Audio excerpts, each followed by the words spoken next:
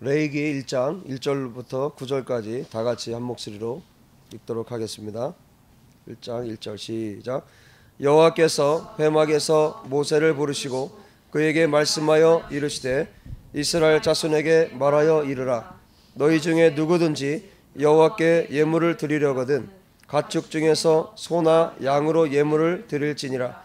그 예물이 소의 번제이면 흠없는 수컷으로 회막문에서 여호와 앞에 기쁘게 받으시도록 드릴지니라. 그는 번제물의 먼수의 머리에 안수할지니 그를 위하여 기쁘게 받으심이 되어 그를 위하여 속죄가 될 것이라.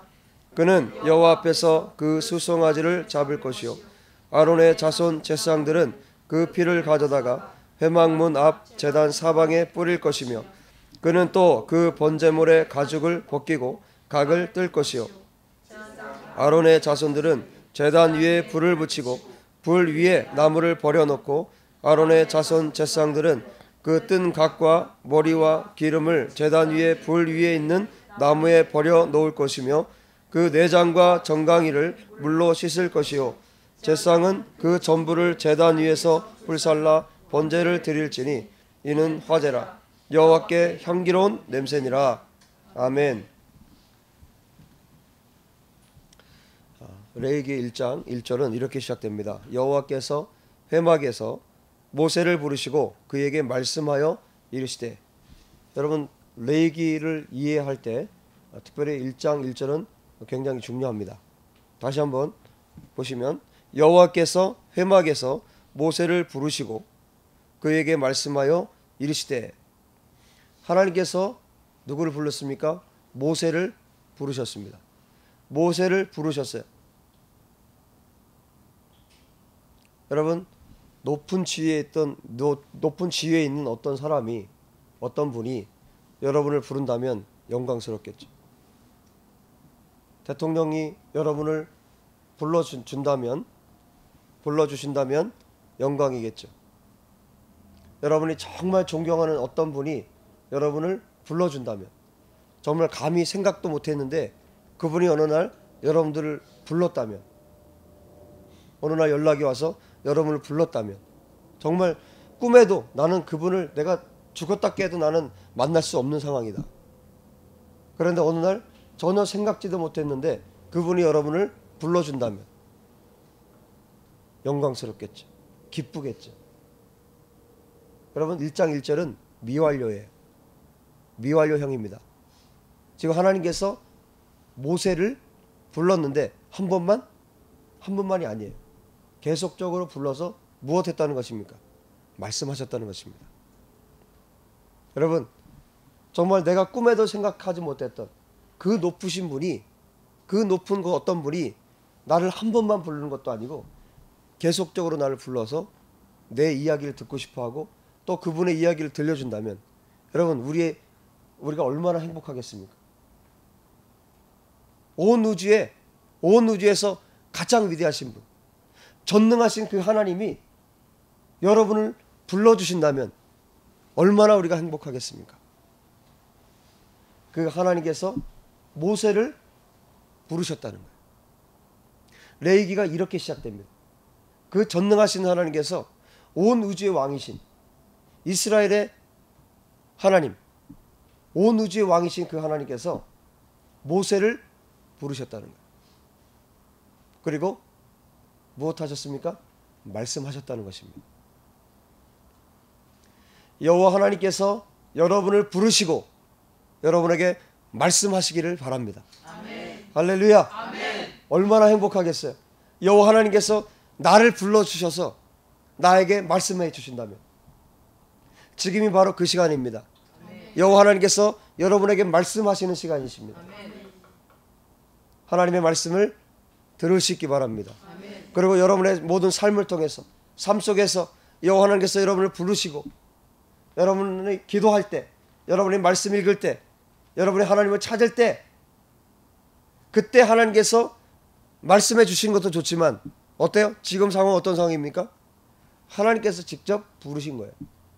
모세가 찾아간 것이 아니라 하나님께서 만나 주신 것이라고. 하나님께서 여러분을 만나 주시기 바랍니다. 아멘. 하나님께서 여러분을 만나 주셔서, 찾아오셔서 여러분을 부르셔서 여러분에게 말씀하시는 이 은혜가 있기를 바랍니다. 아멘. 이것은 굉장히 특별한 일이에요. 하나님께서 모세를 부르셨어요. 모세가 하나님께 하나님 저에게 말씀해 주세요 이렇게 얘기한 것이 아니라 하나님께서 직접 모세를 부르셔서 모세에게 지금 말씀하고 계시다는 것입니다. 모세야 이리 좀 와봐라. 내가 너에게 할 얘기가 있다. 여러분 하나님께서 말씀하실 때는 어떤 사람에게 말씀하시겠어요? 죄 가운데 있는 자에게 말씀하시겠습니까? 죄와 함께 뒹굴고 있는 자에게 말씀하시겠습니까? 하나님께서 직접 찾아오셔서 그 사람에게 말씀하신다는 것은 이건 놀라운 사건이잖아요. 엄청난 사건이지 않습니까? 하나님께서 말씀하시는 자는 하나님께서 신뢰하는 자들이 모세와 같이 바울과 같이 하나님께서 신뢰하는 자들에게 하나님께서 말씀하신다는 것이에요. 하나님께서 여러분에게 찾아오셔서 여러분에게 말씀하셨다면 엄청난 사건입니다. 하나님께서 여러분들을 신뢰하신다는 뜻이에요. 여러분 사람은 자기의 중심을 잘 알지 못해요. 나의 중심이 어떤지, 내가 하나님께 어떤 중심을 드리고 있는지, 또 내가 정말 진실로 내 안에 여호와 하나님을 향한 갈망이 있는지. 사람들은 자기도 자기를 잘 몰라요. 지금 모세를 하나님께서 찾아오셔서 모세를 부르시고 모세에게 말씀하셨다는 것은 뭡니까? 모세의 중심이 하나님과 일치됐다는 뜻이에요. 모세의 중심이 하나님께 드려졌다는 뜻입니다. 아무에게나 찾아오셔서 말씀하시지 않아요. 여러분 하나님께서 찾아오셔서 말씀하실 수 있는, 말을 걸고 싶고 이 아이하고는 좀 대화하고 싶고 내 생각을 좀 얘기해주고 싶고 그런 하나님의 사람들 되시기 바랍니다. 하나님께서도 얼마나 대화하고 싶은 자들을 찾겠어요. 대화가 좀 되는 사람들을 얼마나 찾겠습니까? 여러분 성경의 역사가 그렇지 않습니까? 대화가 되는 사람들, 하나님과 대화가 됐던 자들을 그 역사를 기록해 놓은 것이 성경이에요. 성경의 인물들이 다 그런 사람들 아닙니까? 하나님 손에 붙들려서 쓰임 받았던 사람들. 어떤 사람들입니까? 하나님과 대화가 되는 사람들. 하나님이 찾아오셔서 얘기를 하면 대화가 되는 사람들. 그 사람들이 성경에 기록된 거예요. 여러분 히브리서 11장에 믿음의 선진들이 기록되어 있어요. 그 사람들 누구입니까? 물론 믿음으로 살았던 사람들이에요. 믿음으로 살았다는 것은 무엇입니까? 보이지 않는 것을 보이는 것으로 살았던 사람들. 결국 뭡니까? 보이지 않는 하나님을 보이는 분으로 믿고 살았던 사람들. 하나님을 신뢰했던 사람들. 다른 말로 하면 하나님과 대화가 됐던 사람들이에요. 하나님이 말씀하셔도 그 말씀을 이해할 수 있는 사람들. 그 말씀대로 살아갈 수 있는 사람들. 그 사람들을 주님이 찾아오셔서 그 사람들에게 말씀하셨어요. 지금 모세를 하나님께서 부르셔서 하나님께서 말씀하고 계십니다. 여러분 이 영광스러운 반열에 여러분 들어가시기 바랍니다. 하나님께서 부르셔서 말씀하실 수 있는 사람들. 아무개야 아무개야 아무개야 불러서 하나님께서 말씀하실 때 네 주님 제가 여기 있습니다. 주님 말씀하십시오. 내가 조금 괴로운 얘기 해도 되겠니? 지금 한국교회 지금 굉장히 심각한 상황인데 너 이런 얘기 내가 너에게 해도 되겠니? 네 주님 제가 기도해야죠. 제가 그 고통스러운 이야기 듣고 제가 끌어안고 기도해야죠. 그럼 내가 얘기할게. 여러분 주님이 찾아오셔서 한국교회 상황을 얘기해 주시고 그 다음에 누군가는 기도해야 되기 때문에 이 상황들 한국교회 지금 어려움들을 가르쳐 주시고 그것을 위해서 기도할 수 있도록 말씀해 주실 수 있는 여러분 모두가 되시기 바랍니다. 모세처럼 되시기 바랍니다. 여호와께서 회막에서 모세를 부르시고 그에게 말씀하여 이르시되 레위기 1장 1절이 이렇게 시작되고 있다는 것이에요. 하나님께서 모세를 부르시고 말씀을 가르쳐 주셨습니다. 모세를 신뢰했기 때문에 모세를 신뢰하기 때문에 말씀을 가르쳐 주고 이 말씀을 가르쳤을 때 어떻게 해요? 그대로 전할 수 있는 사람이 그 세대에 누구예요? 모세였습니다. 모세밖에 없었습니다. 여러분, 이 세대도 마찬가지예요. 하나님께서 하나님의 마음을 말씀을 통해서 그대로 보여주시고, 이 성경 66권을 통해서 그대로 보여주시고 가르쳐주시고, 그 다음에 뭐예요? 이 말씀을 그대로 선포할 수 있는 자들, 그 사람들을 지금도 모세 시대와 똑같이 하나님이 찾고 계시는 거예요. 여러분, 모세에게 하나님께서 말씀을 가르쳐 주시는 이유가 무엇입니까? 백성들에게 가르치라는 거예요. 백성들에게 내가 너희들에게 가르친 대로 가르치라는 거예요. 여러분, 한국교회 왜 이 어려움들이 옵니까? 왜 어려움들이 지금 오고 있습니까? 하나님의 말씀을 하나님께로부터 받아서 이 말씀을 그대로 선포하지 않았기 때문이에요. 섞였습니다. 진리를 다른 잡다한 것과 뒤섞어서 이 말씀을 성도들에게 먹였기 때문에 결국 뭐예요? 한국교회 어려움이 온 거예요. 진리를, 참을 정확하게 알지 못하니까 어떻게 된 겁니까?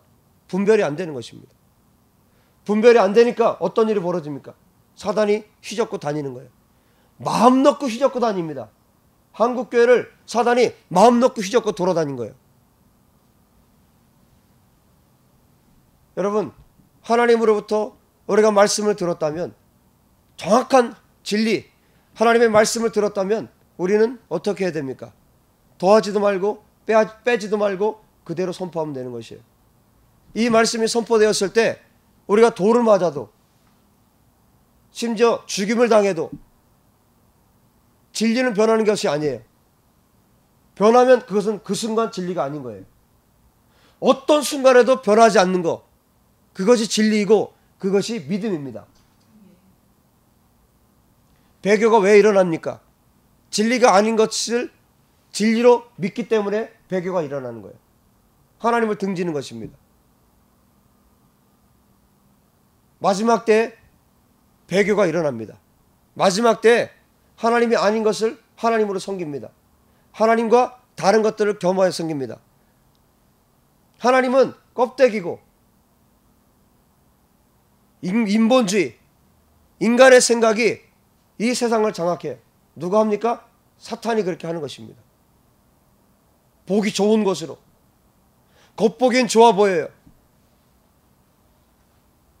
겉보기에 좋아 보이는 진리가 아닌, 성경이 아닌, 하나님이 아닌 다른 사람 보기에 좋은 것으로 껍데기를 포장해서 그것이 진리인 것처럼 전합니다. 병들기 시작해. 성도들이 병들고 한국 교회가 병듭니다. 이미 병들었어요. 지금 깊은 수술 외에는 달리 한국 교회를 살릴 길이 없습니다. 하나님께서 정말 말씀의 검으로, 정말 진짜 복음으로 수술하지 않으면 살아날 가망성이 없는 지경까지 와버렸어요. 하나님의 말씀을 들었다면 그대로 선포해야 됩니다. 진리 그대로 선포해야 됩니다. 모세는 그렇게 할 수 있는 사람이었어요. 백성들에게 그대로 전할 수 있는 사람이었어요. 여러분, 이 세대에 모세와 같이 하나님 말씀 그대로 100%를 전하고 증거할 수 있는, 십자가의 복음을 전하고 예수 그리스도 외에는 구원이 없다는 사실을, 예수님만이 길이고 진리고 생명이라는 사실을 열방 가운데, 대한민국 교회 가운데 선포할 수 있는 자들이 일어나길 바랍니다. 아멘.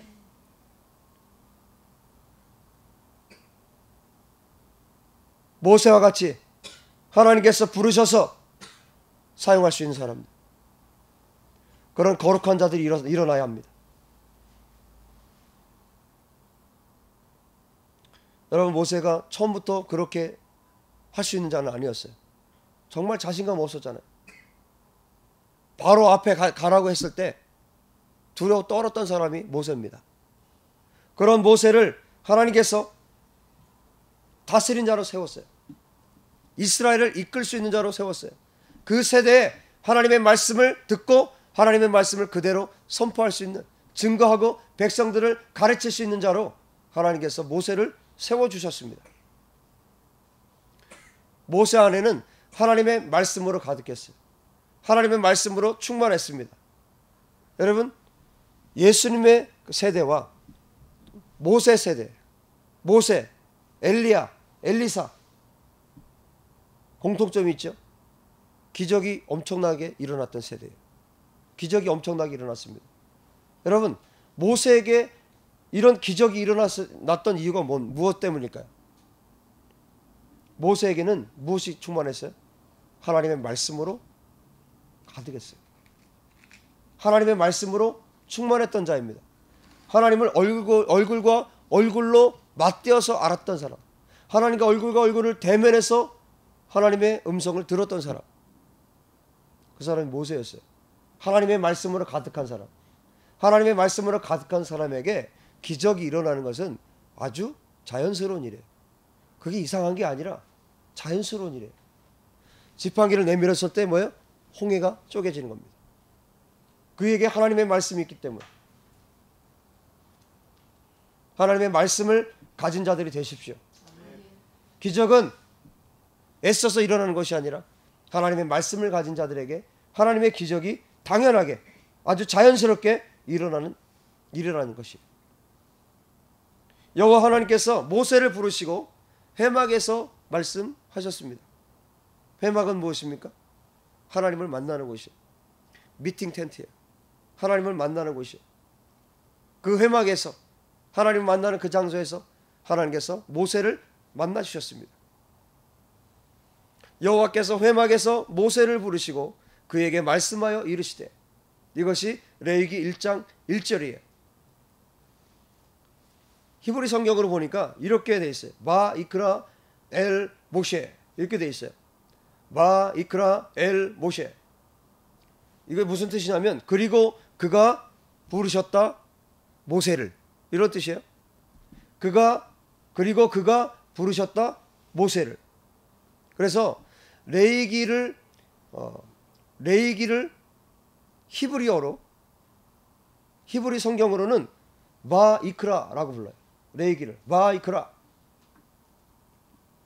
무슨 얘기예요? 그리고 그가 부르셨다. 그리고 그가 부르셨다. 그리고 그가는 누구예요? 하나님께서 누구를? 모세를 부르신 거예요.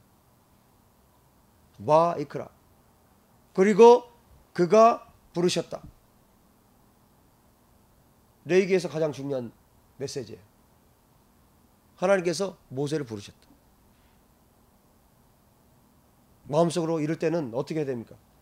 여러분, 예배 드릴 때, 말씀 드릴 때 계속 소통하라고 그랬죠. 기도할 때도 소통하라고 그랬죠. 계속 주님과 소통하라고 그랬죠. 딴 생각하지 말고. 이럴 때 어떻게 됩니까? 여호와께서 나를 부르셨다. 여호와께서 나를 부르셨다. 여러분의 이름을 쏙 집어넣고 그럴 땐 취하세요. 여호와께서 나를 부르셨다. 여호와께서 데이비스 부르셨다. 여호와께서 존을 부르셨다. 여러분 속으로 하세요. 여호와께서 모세를 부르셨다. 내 거를 취하세요. 가만히 있지 말고. 모세만 하나님이 부르셨냐? 나도 막 욕심을 내세요. 여호수아처럼. 하나님 저도요. 하나님 저도요. 하나님께서 모세를 부르셨다는 이 사건이 레위기에서 가장 중요한 사건이에요. 하나님께서 여러분을 부르시는 사건이 가장 중요한 사건입니다. 하나님께서 이 세상에서, 이 죄된 이 세상에서 죄 가운데 지옥으로 떨어지는 나를, 하나님께서 나를 부르셨다. 이게 가장 큰 사건이에요. 십자가로 나를 부르셨다. 구원으로 나를 부르셨다. 거듭남으로 나를 부르셨다. 가장 큰 사건이에요. 거듭난 하나님의 백성들에겐 또 어떤 것이 중요한 사건입니까? 하나님께서 나를 부르셔서 나에게 말씀하시는 거예요. 이 세대에 대해서 말씀하시는 거예요. 이 열방에 대해서 말씀해 주시는 거예요. 너가 어떻게 기도해야 되는지, 너가 지금 이 시점에서 무엇을 부르짖고 기도해야 되는지 가르쳐 주시는 거예요. 열방의 중심에 서서 너가 무엇을 해야 되는지, 내가 너를 왜 불렀는지 그것을 정확히 알고 하나님의 복음을 선포하는 자로 있는 것. 이 마지막 때에 하나님의 복음을 선포하는 자로, 십자가의 복음을 선포하는 자로 서 있는 자. 모든 순간 깨어서 하나님과 동행하면서 십자가의 복음을 전할 수 있는 자. 하나님께서 여러분을 그렇게 부르고 계십니다. 이 세대에 여러분을 부르고 계시다고요. 말씀을 들은 대로 성경 66권 이 복음을 전하라고 하나님께서 여러분을 부르고 계시다고요. 여러분 등 돌리지 마십시오. 하나님께 등 돌리지 마십시오. 말씀 앞에 등 돌리지 마십시오. 사람 두려워서 등 돌리지 마십시오. 사람 두려워서 등 돌린 자에게 하나님이 등 돌리실 것입니다. 하나님과 관계없는 자입니다. 하나님 말씀을 듣고 그 말씀을 선포하는 자로 여러분 서십시오. 이 약한 세대에 더 깨어서 하나님 앞에 서십시오. 복음 앞에 서십시오. 말씀 앞에 십자가 앞에 서십시오. 그 복음을 선포하십시오. 하나님께서 말씀하신 대로 하나님께서 나에게 들려주신 대로 그대로 선포하십시오. 소수여도 좋습니다. 적은 수여도 상관없습니다. 깨어있는 자들을 통해서 하나님 역사를 지금까지 움직여 왔어요. 다수를 통해서 세상을 움직인 것이 아니에요. 깨어나십시오. 목숨을 걸고 깨어나십시오. 목숨을 걸고 복음을 전하는 자로 여러분 서십시오. 이 세대는 그런 자들을 하나님께서 찾으시는 세대예요.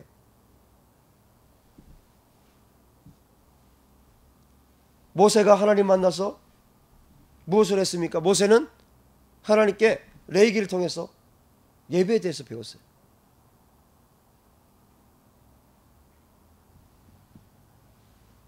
하나님께서 인간을 부르신 것은 뭐 하기 위해서요? 하나님을 예배하도록, 하나님을 진실로 예배하도록. 하나님을 예배하는 그 자리에는 하나님의 영광이 있습니다. 하나님의 영광이 있어요. 인간을 하나님이 부르신 이유, 예배를 위해서, 예배하도록 우리를 부르셨어요. 인간을 예배하도록 하나님께서 부르셨습니다. 그러면 우리 인간에 있어서 가장 중요한 일이 있다면 무엇입니까? 하나님을 예배하는 일. 여러분, 모세에게 하나님께서 예배를 계시해 주셨어요. 어떻게 예배해야 되는지를 계시해 주셨어요. 그 성경이 지금 우리 앞에 있습니다. 인간을 부르셨을 때 예배가 가장 중요한데 그 예배를 우리가 어떻게 하나님 앞에 드려야 되는지, 어떻게 인간이 하나님 앞에 나가야 되는지를 우리에게 계시해 주셨다고. 모세를 통해서 우리가 들을 수 있도록, 볼 수 있도록 여기에 지금 계시해 주셨다고요. 모세는 예배를 배우고 이 배운 것을 그대로 이스라엘 백성들에게 가르쳐야 했습니다. 여러분, 하나님께 기억되고 싶습니까? 하나님이 기억하시는 사람 되고 싶습니까? 가장 쉬운 방법을 가르쳐 드리겠습니다. 하나님이 나를 기억하실 수밖에 없는 상황, 예배의 자리입니다. 예배 자리에 있는 자, 중심으로 하나님을 예배하는 자를 하나님을 기억하십니다.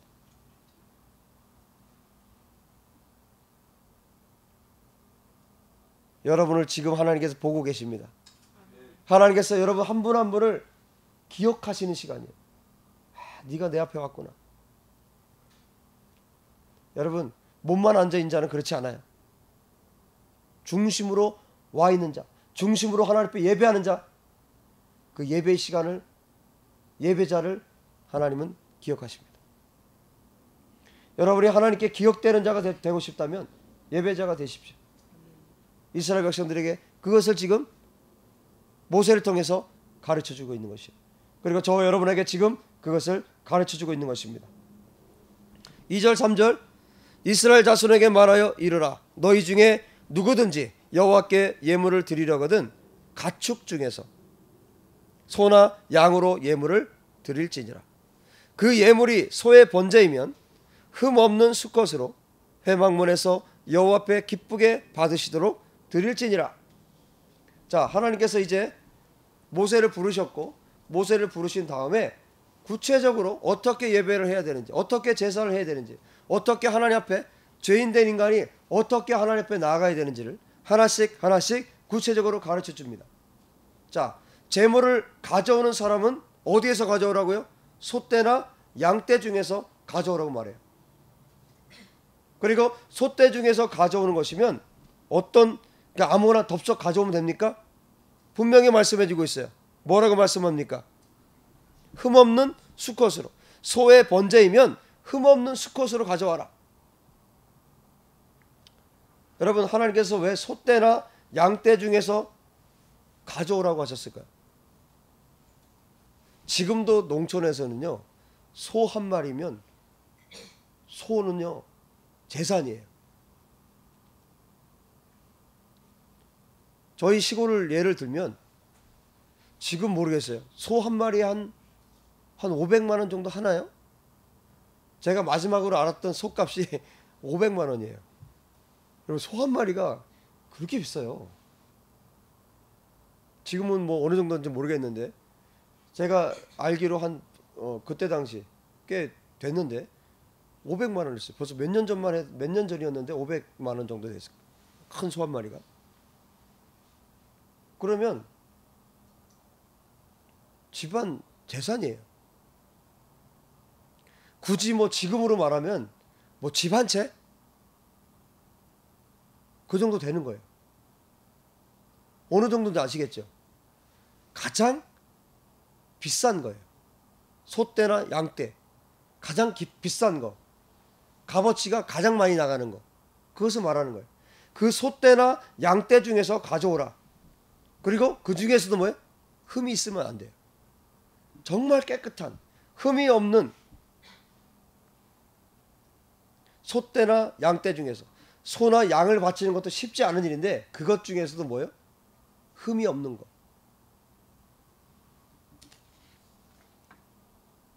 쉬운 얘기가 아닙니다. 그래서 번제는 쉬운 게 아니에요. 전부를 드려야 되기 때문에 쉽지 않아요. 자기의 전부를 드리는 것이 번제예요. 가장 값비싼 것을 드리는 것, 그것이 번제예요.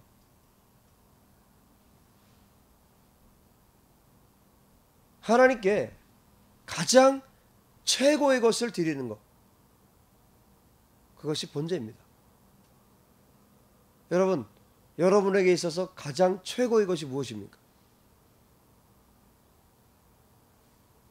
여러분에게 있어서 최고의 것이 무엇입니까? 여러분, 예수님은요, 예수님의 최고의 것을 하나님께 드렸어요. 무엇을 드렸습니까? 생명을 드렸습니다. 십자가에서 생명을 드렸어요. 여러분, 단순히 생명을 드렸다 이렇게 생각하시면 안 됩니다. 예수님께서 생명을 드리셨다는 것은 뭐냐면 예수님은 영원 전부터 십자가에 달리시기 전까지 하나님과 한 번도 떨어져 본 적이 없어요.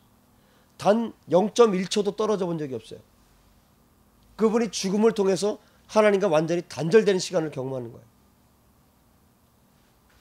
전부를 드린 겁니다. 예수님이 십자가에 달리셨다는 것은 신으로서 그분이 하나님이신데 하나님의 생명 전부를 드린 거예요. 가장 최고의 것을 드린 겁니다. 하나님과 단절되는 것을 경험하면서 십자가에 생명을 드리신 거예요. 예수님은 최고의 번제를 드리신 분이에요. 하나님은 우리가 예수님의 뒤를 따르기를 원하십니다. 여러분의 최고의 것이 무엇입니까? 여러분이 가지고 있는 최고의 것이 무엇입니까?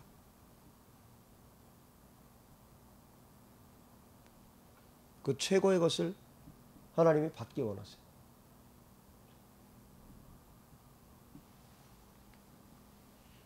번제는 그런 제사였습니다. 번제는 그런 예배였습니다.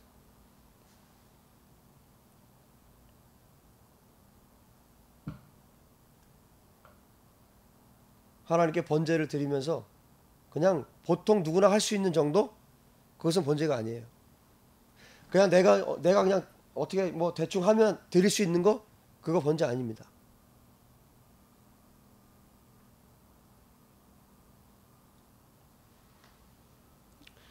여러분, 3절에 그 소떼 중에서 소 중에서도 흠없는 수컷이라는 거 기억하십시오.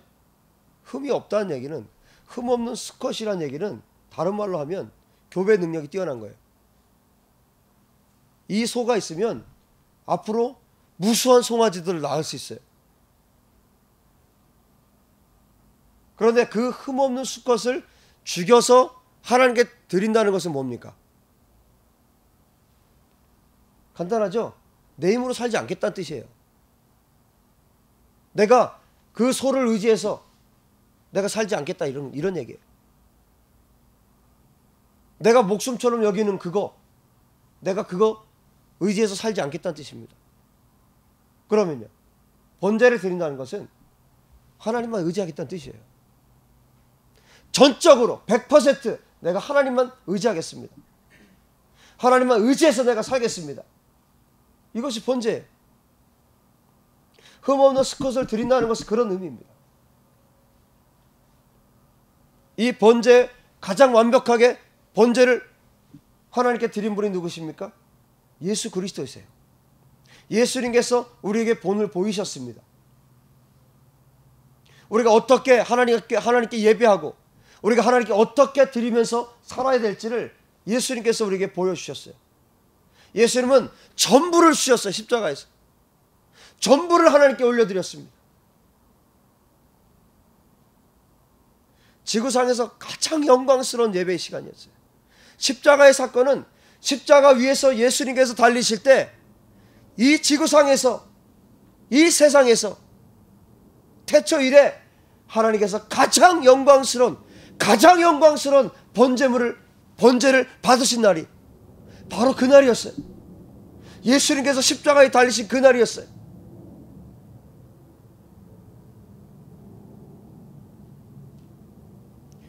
한국교회가 십자가에 하나님 앞에 드려지기 원합니다.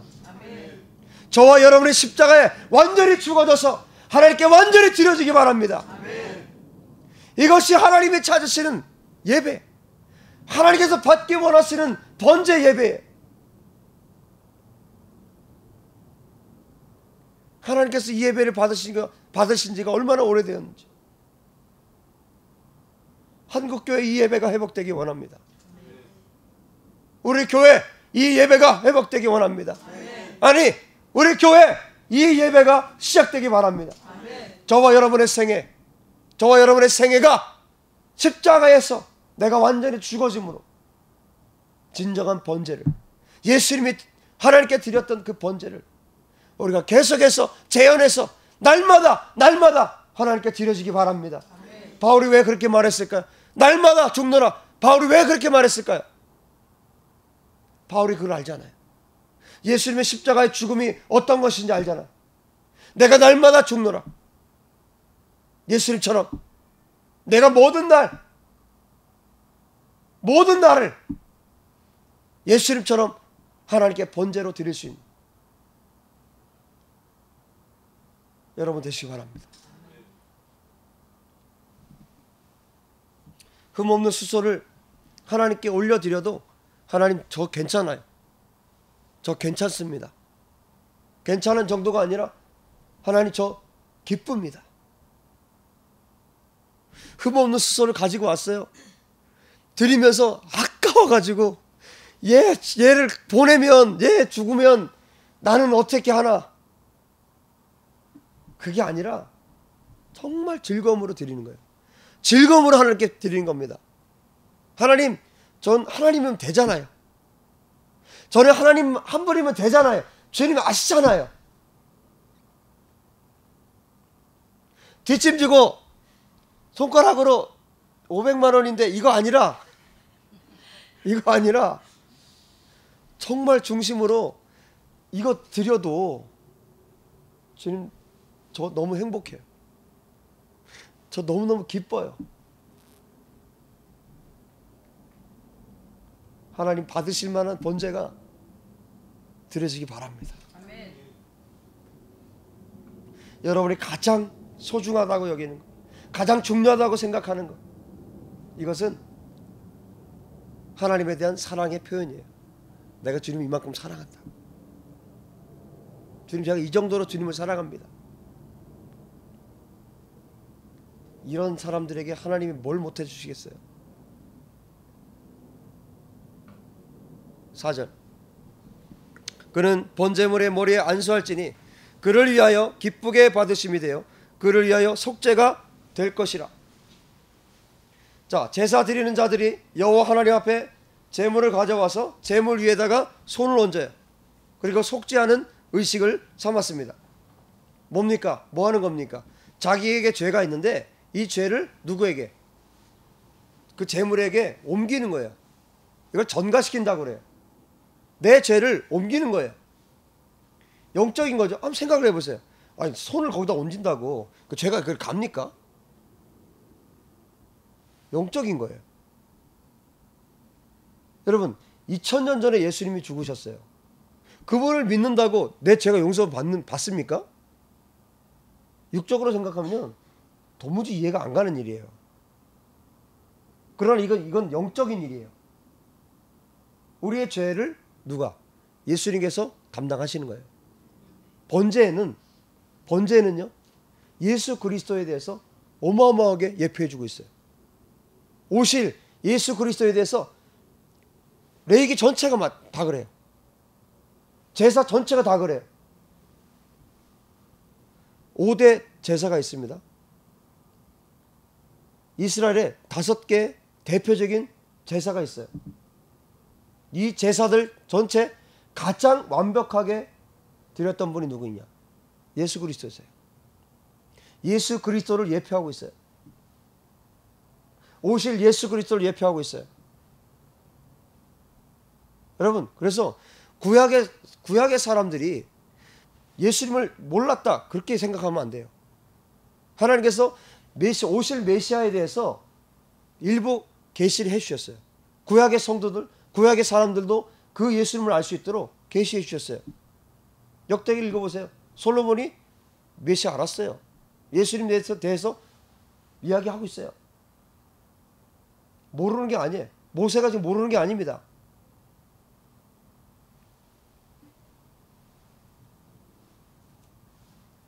흠없는 수소, 예수 그리스도를 예표하고 있죠. 예수 그리스도, 우리의 죄를 전가해서 완전히 떠넘길 수 있는, 떠넘긴 거죠. 완전히 예수님께 다 맡아버렸어요. 우리의 죄를 완전히 다 맡아버리셨어요. 예수님께서 우리의 죄를 맡으셨기 때문에 완벽한 거예요. 예수님이 아니고 다른 어떤 종교 지도자나 이런 사람들이 예를 들어서 우리 죄를 맡을 수도 없고, 맡았다는데 그게 완벽하겠어요? 어림도 없는 얘기입니다. 예수님, 오직 하나님만이 인간의 죄를 맡을 수 있어요. 죄가 없는 깨끗한 정결한 예수 그리스도만이, 하나님만이 우리의 죄를 맡을 수가 있어요. 예수님께서 직접 우리의 죄를 맡으셨기 때문에 우리의 죄를 맡긴 사람들은 어때요? 우리의 죄가 해결이 돼버린 거예요. 예수 그리스도, 이거 영적인 거죠. 예수 그리스도를 믿을 때, 예수님이 나를 위해서 십자가에 달린 그 사건을 내가 믿을 때, 영으로 내가 믿을 때, 믿고 거듭날 때, 구원받을 때, 그 사람의 죄는 예수님이 다 책임지시는 거예요. 예수님이 완전히 책임지셨기 때문에 거듭날 수 있고 구원받을 수 있는 거예요. 여러분, 흠도 없고 점도 없는 분, 그분이 바로 예수 그리스도이십니다. 우리의 죄를 완벽하게 맡으실 수 있는 분, 그분이 예수 그리스도이십니다. 예수 그리스도 한 분만이 그 일을 하실 수 있어요. 그래서 그분이 십자가에 달리신 것입니다. 완전한 번제로 하나님께 드려진 것입니다. 우리를 구원하시기 위해서. 5절에 말하죠. 그는 여호와 앞에서 그 수송아지를 잡을 것이요, 죽인다는 거예요. 아론의 자손 제사장들은 그 피를 가져다가 회막 문 앞 제단 사방에 뿌릴 것이며, 이렇게 말씀합니다. 여호와 하나님 앞에서 수송아지를 잡아서 죽여요. 그리고 아론의 아들, 뭡니까? 제사장들이죠. 제사장들이 그 피를 회막 입구의 제단 주위에 뿌립니다. 그런데 여기 뭐라고 말씀해주고 있어요? 5절에 수송아지라고 말해주고 있죠. 수송아지. 왜 수송아지를 죽여서 그 피를 뿌릴까요? 가장 깨끗한 피를 말하는 거예요. 송아지가 크죠? 소가 되죠? 피가 더러워져요. 실제로 더러워집니다. 수송아지, 아주 깨끗한 피를 제단 주위에다 뿌리는 거예요. 피는 정결케 하는 능력입니다. 그렇기 때문에 가장 깨끗한 피를 뿌리는 거예요. 이것도 뭐예요? 예수님을 예표하고 있죠. 예수 그리스도의 보혈의 피를 예표하고 있죠. 여러분, 이 세상에서 가장 깨끗한 피 하면 누가 생각납니까? 예수님밖에 없어요. 이 세상의 피는 더러운 피와 깨끗한 피만 있어요. 깨끗한 피는 예수님 피밖에 없어요. 나머지 다 더러워요. 피 먹으면 안 됩니다. 왜 먹지 말라는 걸 왜 먹어요? 하나님이 너희들 건강 위해서 내가 먹지 말라고 하나님께서 말씀하신 건데 왜 그걸 먹습니까? 가장 깨끗한 피, 예수님의 보혈, 예수 그리스도의 보혈. 자, 그래서 수송아지의 피를 뿌리는 거고요. 그 다음에 1장 6절에 그는 또 그 번제물의 가죽을 벗기고 각을 뜰 것이요. 각을 뜬다는 것은 다른 말로 하면 뭐예요? 조각을 낸다는 뜻이에요. 잘게 조각을 낸다는 뜻이에요. 가죽을 벗기고 조각을 낸다. 가죽을 벗긴다는 건 뭡니까? 가죽 벗기고 나면 뭔지 모르죠. 여러분, 가죽을 왜 벗기느냐? 자기가 가지고 있는 건 다 버린다는 뜻이에요. 자기가 가지고 있는 명예, 돈, 지위, 지식. 여러분, 하나님께서 인간을 보실 때, 교만한 자들을 보실 때 어떠실 것 같아요? 교만이 왜 교만해집니까? 돈이 많을 때 교만해집니다. 왜 또 교만해집니까? 지식이 많을 때 교만해집니다. 또 왜 교만해집니까? 자기가 높다고 생각할 때 교만해집니다. 또 왜 교만해집니까?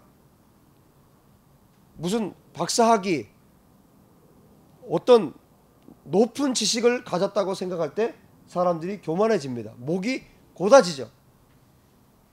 그 사람들을 하나님이 바라보실 때, 그 교만한 사람들을 하나님이 바라보실 때 어떤 생각이 드실까요? 자, 박사학위를 받았어요. 하나님 앞에서 박사학위 받고 하나님 앞에 있어요. 하나님이 보실 때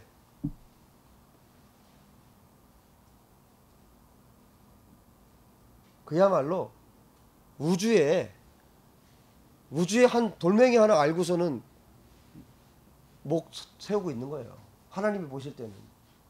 그것도 뭐예요? 하나님이 다 만들어 놓은 거. 다 하나님이 만들어 놓은 거. 그거 어머 이게 이 꽃이 여러분 요 꽃만 잘 연구해도 박사학위 받아요. 박사학위가 별거 아니에요. 한 부분을 집중해서 해서 파고들어서 남들이 해놓은 거에다가 조금 더 보태면 그 박사학위 받는 거예요. 저는 학위 포기했습니다. 이번에 학교 다시 돌아가지 않기로 결정을 했어요. 하나님 앞에 완전히 다 내려놨습니다. 다 내려놨습니다. 가죽을 벗기는 거예요. 할렐루야. 제가 가죽을 벗었습니다. 가죽을 벗었어요. 하나님 앞에서 명예, 하나님 앞에서 그 명예 뭐요? 돈? 하나님 앞에서 그 돈 뭐 얼마나 있는데? 정말 웃기지 않습니까? 그게 교만한 거예요. 가죽을 벗긴다는 것은 다 벗는 거죠. 내가 가지고 있는 거 하나님 앞에서 다 버리는 거예요. 그게 가죽을 벗긴다는 의미예요. 그리고 가죽을 벗기는 정도가 아니라 각을 뜨기 시작합니다. 잘게 각을 뜨기 시작합니다. 여러분 마트 같은 데 가서 고기 이렇게 누워있는 거 보면서 그냥 지나가지 마세요. 내가 저렇게 각이 떠져야 되는데 내가 아직도 살아있구나. 여러분 그냥 지나치지 말고 내가 어떤가를 보세요. 내가 저렇게 죽어져야 되는데. 각을 뜬다는 건 뭐예요? 가죽까지 벗겼는데 그때는 이미 죽은 거잖아요. 거기 또 각을 떠요? 조각을 내요? 완전히 죽는 걸 말하는 거예요. 번제는 완전히 죽어서 하나님께 드려지는 거예요. 가죽 벗기고 각 뜨고. 그 제물만이 번제물이 될 수 있는 거예요. 그렇게 하지 않으면 번제물이 아니에요. 이것이 거룩한 산제물이에요. 죽었는데 거룩한 산제물이에요. 여러분, 우리가 완전히 죽었을 때 우리가 거룩한 산제물이 되는 거예요. 십자가에서 내가 죽을 때 내가 그때 비로소 거룩한 산제물, 그때 영적 예배가 가능한 거예요. 로마서 12장 1절 2절에서 말하는 영적 예배가 그때 가능해지는 것입니다. 사도 바울이 뭐라고 얘기했어요? 사도 바울이 진짜 그분은 번제물로 하나님께 드려진 분이에요. 빌립보서 3장 8절 9절에 이렇게 말해요. 또한 모든 것을 해로 여김은 내 주 그리스도 예수를 아는 지식이 가장 고상하기 때문이라. 내가 그를 위하여 모든 것을 잃어버리고 배설물로 여김은 그리스도를 얻고 그 안에서 발견되려 함이니. 모든 것을 배설물로 여기는 것, 그것이 뭡니까? 번제물. 사도 바울은 번제로 자기 자신을 드렸던 사람입니다. 여러분, 저와 여러분의 생애가 하나님께 사도 바울과 같이, 예수님과 같이 완전히 드려지기를 바랍니다. 아멘. 내가 완전히 죽고 하나님께 완전히 내가 드려지는. 여러분, 조금 살아있으면 안 됩니다. 조금 손가락이라도 움직이면 안 됩니다. 완전히 죽어야 합니다. 완전히 죽고 가죽 벗기고 각 떠서 형체도 알아볼 수 없을 정도로 그렇게 완전히 죽어서 그렇게 하나님께 드려지기 바랍니다. 완전히 죽는 것.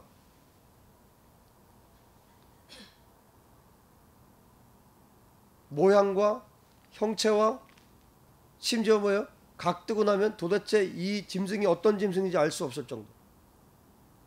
그것이 번제물이에요. 하나님께서 받으시는 번제물입니다. 여러분, 이스라엘 백성들이 이 제물을 바치면서, 하나님께 바치면서 이 영적 원리들을 모르고 그냥 하라니까 했을까요? 아니에요. 모세가 이 정신을 알고 모세가 다 가르친 거예요. 이것을 왜 하는지. 이스라엘 백성들이 제물에 손을 얹고 그것을 죽여서 가죽을 벗기고 각을 떠서 하나님께 드릴 때 자기가 죽는 것을 알았어요. 여러분, 우리가 완전히 죽어져서 예수 그리스도의 십자가에 예수님과 함께 죽고 예수님처럼 하나님께 드려지기 바랍니다. 자, 그 다음에 각을 뜬 제물에 머리와 기름을 어떻게 했습니까? 7절 8절을 보시면 제사장 아론의 자손들은 제단 위에 불을 붙이고 불 위에 나무를 버려놓고 아론의 자손 제사장들은 그 뜬 각과 머리와 기름을 제단 위에 불 위에 있는 나무에 버려 놓을 것이며. 자, 7절 8절에 그렇게 말씀해 주고 있죠. 자, 머리를 올려놨어요. 머리를 올려놨어요. 여러분, 지금 이 성경을 읽으면서 여러분 자신을 그렇게 하셔야 돼요. 우리 머리를 올려놓는 거예요. 자, 머리를 올려놓는다는 건 뭡니까? 머리에는 기능이 있죠. 우리의 생각, 우리의 머리, 눈, 코, 입, 귀, 생각, 뇌. 머리를 올려놓는다는 건 뭐예요? 내 뜻대로 살지 않겠다는 뜻입니다. 내 생각대로 살지 않겠다는 뜻이에요. 내가 보는 거, 내가 듣는 거, 내가 먹는 거, 말하는 거, 내가 생각하는 거, 내 의지, 이거 어떻게 해요? 내 뜻대로 하지 않겠다고요. 내 마음대로 하지 않겠다고요. 여러분, 얼마나 내 마음대로 삽니까? 얼마나 내 생각대로, 내 의지대로 살아갑니까? 모든 순간을 성령님과 동행하기를 하나님께서 원하시고 기뻐하시는데 우리는 얼마나 내 뜻대로, 내 생각대로 삽니까? 우리가 얼마나 인본주의입니까? 얼마나 사람 생각대로 이렇게 살아갑니까? 지금 한국교회가 인본주의로 완전히 사로잡아 버렸어요. 인본주의 영으로 완전히 가득 찼습니다. 지금 하나님의 이름은 부르고 있지만 인간이 다 세상을, 인간이 다 교회를 움직이고 있어요. 하나님은 없어요. 인본주의 영으로 가득 찼습니다. 왜 그렇습니까? 머리를 올려드리지 않았기 때문이에요. 머리를 올려드리지 않고 내 생각으로, 하나님의 말씀이 아닌, 하나님의 생각이 아닌 인간의 생각으로 교회를 움직이기 때문에, 인간의 생각으로 설교를 하기 때문에, 인간의 생각으로 성경을 해석하기 때문에 인본주의 영이 가득 찼어요. 그래서 인본주의가 교회를 움직이고 있습니다. 인본주의로 가득한 자들이 지도자예요. 워낙에 세력이 강하니까, 세력이 크니까 어떻게 됩니까? 그것이 진짜인 줄 알고 무지한 성도들은 따라가는 겁니다. 심지어 무지한 목회자들도 거기에 따라가는 거예요. 죽음으로 가는 겁니다. 정말 제 안에 애통하는 마음으로 이 말씀을 드려요. 우리 한국 교회를 향한 애통하는 마음으로 이 말씀을 드립니다. 애통하는 마음으로 하나님의 마음을 전달합니다. 하나님의 마음을 선포합니다. 여러분, 인본주의로 가득 찼습니다. 하나님은 없고, 하나님은 입으로만 하나님 얘기하고 인본주의로 가득 찼습니다. 인간의 생각, 그것이 껍데기로 아무리 좋아 보여도 그것은 인간의 말이에요. 그것은 인간의 생각입니다. 하나님께는 긍정도 없고 부정도 없어요.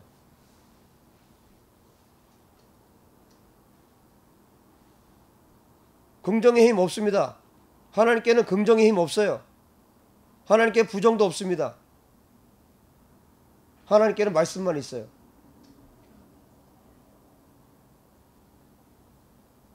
하나님께는 문화가 없어요. 세상에는 문화가 있죠. 하나님 말씀만 있습니다. 왜 거짓말들 하는지 모르겠어요. 왜 하나님의 말씀 가지고 장난칩니까? 인본주의 사상 때문이에요. 자신의 머리를 하나님께 올려드리지 않은 자들이 하나님의 말씀을 인간의 생각으로 풀어서 인간의 말로 전하니까 인본주의의 영이 들어와 버리는 거예요. 그러니까 어떻게 됩니까? 백성들이, 성도들이 어떻게 됩니까? 하나님의 말씀을 따를 힘이 안 생겨요. 따를 힘이 생길 수가 없습니다. 성령의 능력으로 살지 않습니다. 인본주의 영에 사로잡히면 어떻게 됩니까? 자기 힘으로 사는 거예요. 결국 율법주의가 되는 것입니다. 자기의 힘으로 사는 거예요. 내 힘으로 살게 됩니다. 성령의 능력으로, 성령의 권능으로, 말씀의 권능으로 그렇게 살지 않고 자기의 힘으로 살게 되는 것이에요. 번제는 머리를 올려드리는 것입니다. 머리를 완전히 태워서 하나님께 올려드리는 거예요. 여러분의 머리 하나님께 완전히 올려드리십시오. 아멘. 여러분 보는 거, 듣는 거, 말하는 거, 생각하는 거, 어떤 것도 성령께서, 하나님께서 원치 않는 거 하지 않기 바랍니다. 하나님 보지 말라는 거 보지 마세요. 하나님 듣지 말라는 거 듣지 마세요. 저주의 말 하지 마세요. 칭찬하고 축복하고 기도하고 찬양하고 그렇게 하시기 바랍니다. 우리 머리를 완전히 하나님께 올려드려서 하나님께서 기뻐하시는 그런 번제로 저와 여러분이 온전히 드려지기 바랍니다.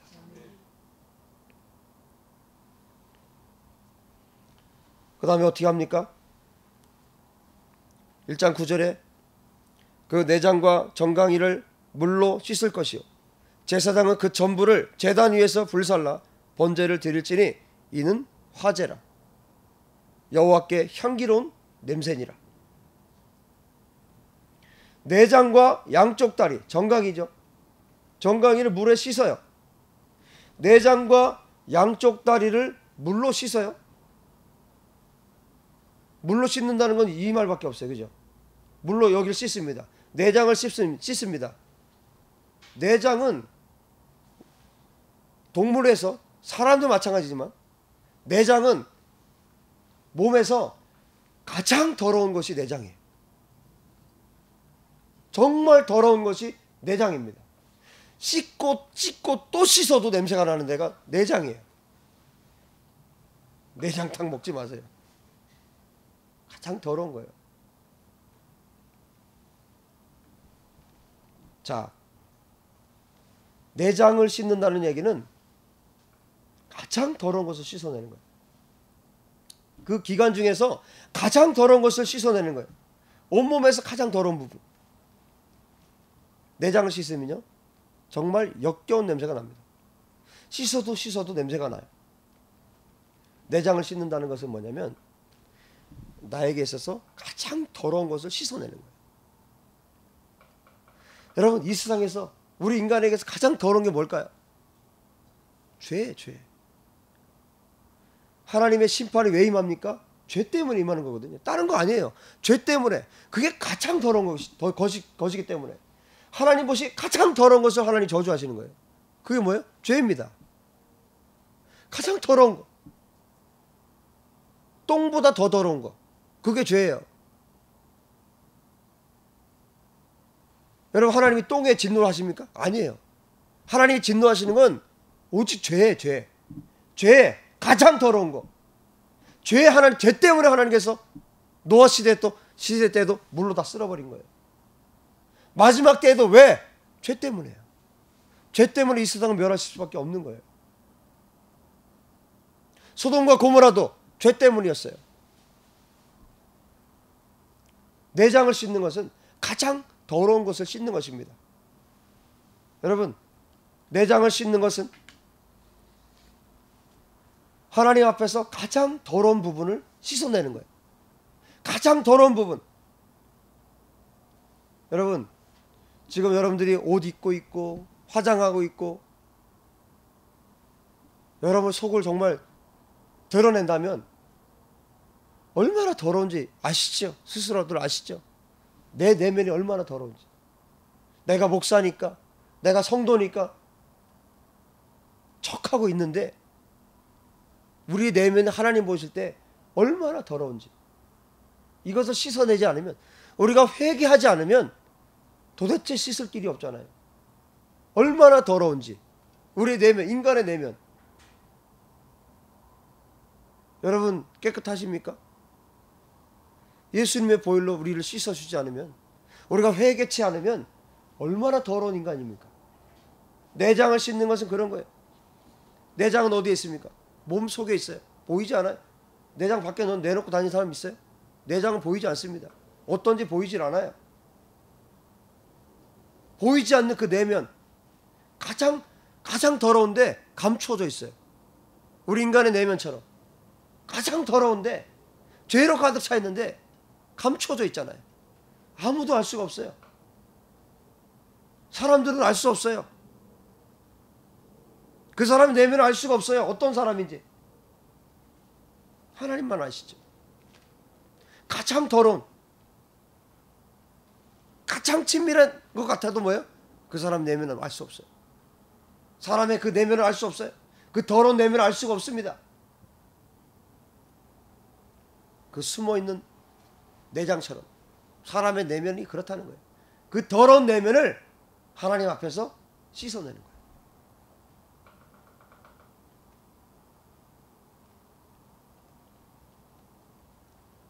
여러분, 내장을 물에 씻는다는 건 뭡니까? 하나님 앞에서 가장 더러운 부분을, 자기 자신도 잘 알지 못하는 그 더러운 부분을 하나님 앞에 내어놓는다는 뜻이에요. 그렇게 하시기 바랍니다. 레위기 1장은 복음이에요. 하나님 우리 인간을 얼마나 사랑하시는지, 이스라엘 백성들을 얼마나 사랑하시는지, 또 우리들을 얼마나 사랑하시는지를 보여주는 성경이 레위기예요. 레위기 1장의 이 번제는 하나님의 사랑이 너무 깊게 배어있는 성경이에요. 이 더러운 내면을 하나님 다 씻어내 주시기 원하시는 거죠. 우리가 하나님 앞에 우리의 이 더러운 내면을, 이 죄된 우리 내면을 하나님께서 깨끗하게 씻어주기 원하신다는 거예요. 주님을 사랑하지 않을 수가 없어요. 가장 더러운 그 내면을 주님이 직접 다 씻어내주기 원하신다. 내장과 다리를 물로 씻었어요. 여러분, 우리 인간을 씻어낼 수 있는 것은 하나님의 말씀밖에 없죠. 여기서 물은 말씀을 의미하는 거예요. 하나님의 말씀으로. 성경에는 물을 여러 가지 많은 의미를 가지고 있죠. 그 가운데 오늘 이 말씀, 물로 씻어낸다는 것은 말씀으로 씻어낸다는 거예요. 말씀은 예수 그리스도이십니다. 예수 그리스도만이 우리를 씻어낼 수 있어요. 우리의 죄, 우리의 내면, 우리의 이 더러운 내면을 씻어낼 수 있는 것은 예수 그리스도밖에 없어요. 우리가 예수 그리스도를 의지해서 예수 그리스도 앞에 나갈 때 예수님께서 우리를 정결케 하시는 거예요. 그래야만 우리가 하나님께로 나갈 수 있습니다. 예수님이 나를 정결케 하셔야만, 예수님의 피로 나를 정결케 씻어 주셔야만 내가 비로소 하나님 앞에 나갈 수 있어요. 그 전에 우리가 나가면 우리는 하나님의 진노를 받는 것이에요. 예수님께서 나를 씻어주지 않았는데, 내가 회개함으로 하나님 앞에 나가지 않았는데, 내가 예수의 피로 씻겨지지 않았는데 하나님 앞에 나간다면 진노의 대상입니다. 그 진노를 어떻게 피할 것입니까? 하나님 죄를 가장 더럽게 여기시고 가장 싫어하시는데, 가장 저주하시는데 어떻게 하나님 앞에 나갈 것입니까? 여러분, 놀랍게도 하나님께서 하나님 앞에 나올 수 있는 방법을 가르쳐 주신 거예요. 우리의 가장 더러운 내면을 물로 씻어내라는 것이죠. 말씀의 물로 씻어내라는 것이죠. 예수 그리스도의 보혈의 피로 씻어내라는 것이죠. 예수 그리스도 외에 우리가 우리의 죄를 씻어낼 방법이 없기 때문에, 여러분, 내장, 우리의 보이지 않는 내면, 그 더러운 죄를 하나님께서 씻어주기를 원하시고 예수 그리스도를 통해서 우리가 그렇게 씻김 받기를 원하시는 것입니다. 아멘. 여러분, 내장을 씻고 그 다음에 정강이 다리를 씻었어요. 여러분, 그때 당시를 생각해 보시면 돼요. 그때 당시 이스라엘 사람들은 뭘 신고 다녔어요? 뭐 샌들 신고 다니고, 뭐 신발이 뭐 변변하게 있습니까? 지금처럼 이렇게 좋은 신발을 신는 게 아니에요. 그래서 인간의 몸에서 가장 더러워지는 부분이 어디입니까? 발이에요. 다리가 가장 더러워집니다. 내장은 뭐예요? 보이지 않는 곳에 가장 더러운 것. 다리는 뭡니까?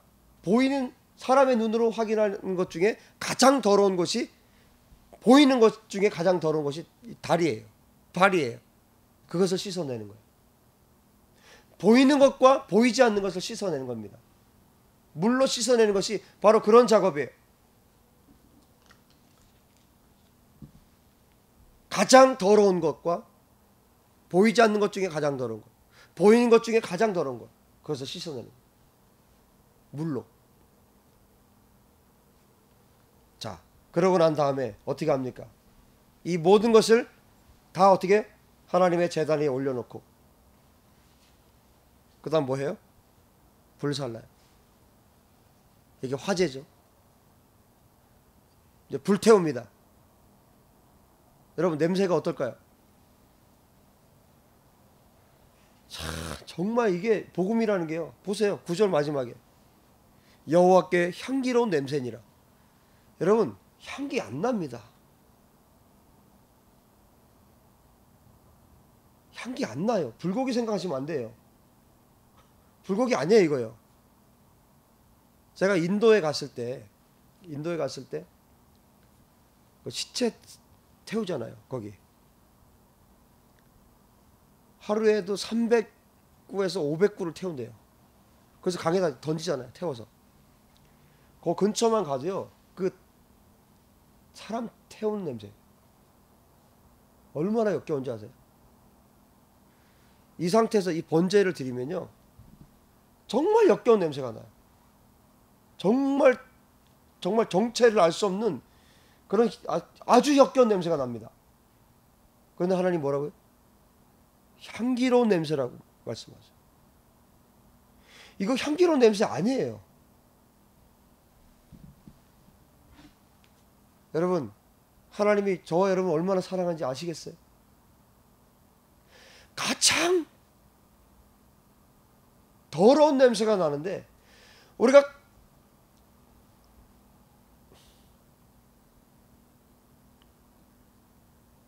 하나님께 드려질 때 이것을 향기로운 냄새라고 받으신다. 이 모든 것을 태울 때 나는 이 냄새를 하나님께서 향기로운 냄새로 받으신다.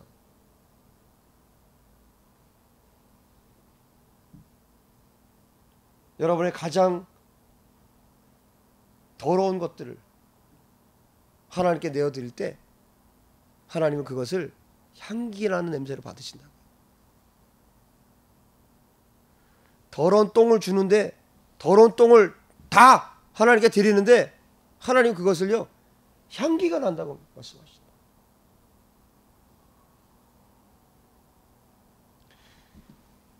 뭐 약간의 이해가 될까요? 우리 애기들이 똥 싸는데 엄마들은 냄새를 맡으면서 막 좋다고 막 그러잖아요. 좋긴 뭐가 좋아요. 그렇게 사랑하니까. 뭐 이거하고 비교가 안 되겠지만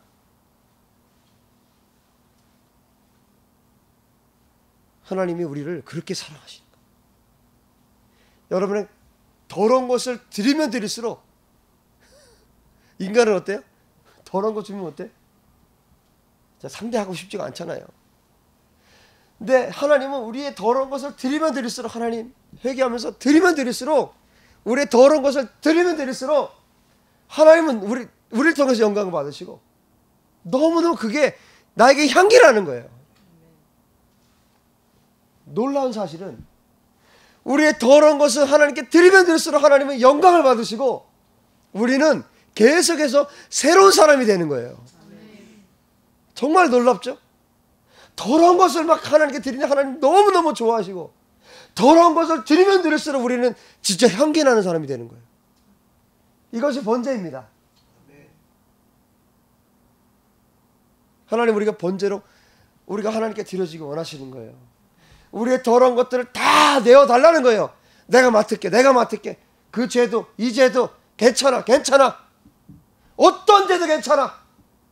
주님이요 내놓으라는 거야. 이 예배 왜 드립니까? 그거 내놓으라는 거예요. 너희들의 그 더러운 거 다 나에게 주라는 거예요. 내가 맡을게. 다 내놔. 하나님이 그것을 향기롭게 여기신다. 우리의 죄를 토해내는 그것을 향기롭다고 여기신다.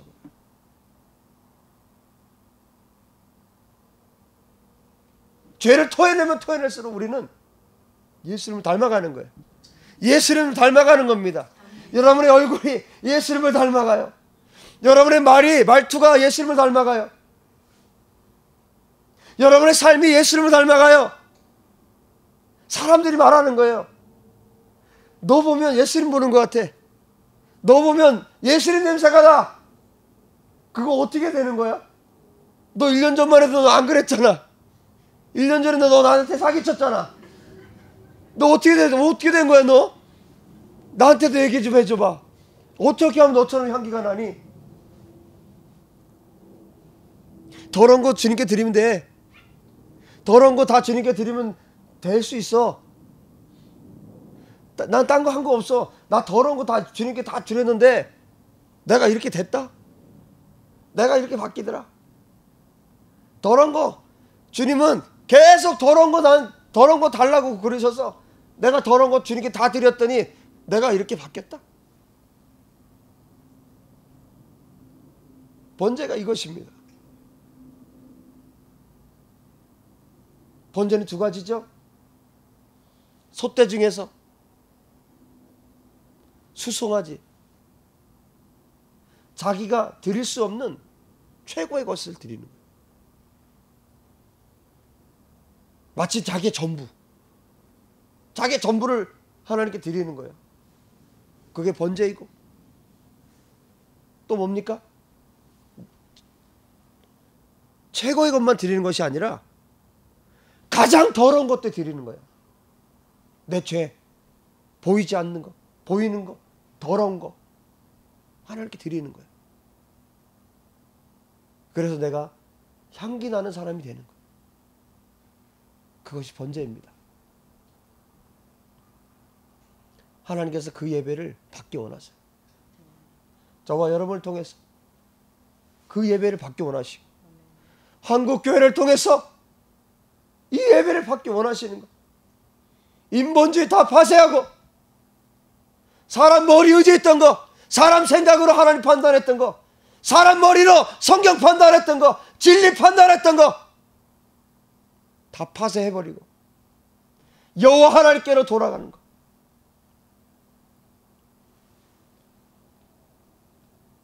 그래서 대한민국 교회가 향기나는 교회가 되는 것. 이것을 하나님께서 지금 기다리고 계십니다. 기도합시다. 우리 한국교회가 그렇게 될 수 있도록, 저와 여러분이 그런 사람이 될 수 있도록 기도합시다. 우리 시간에 주여 한번 부르고 정말 절박하게 간절하게 하나님 앞에 기도합시다. 주여!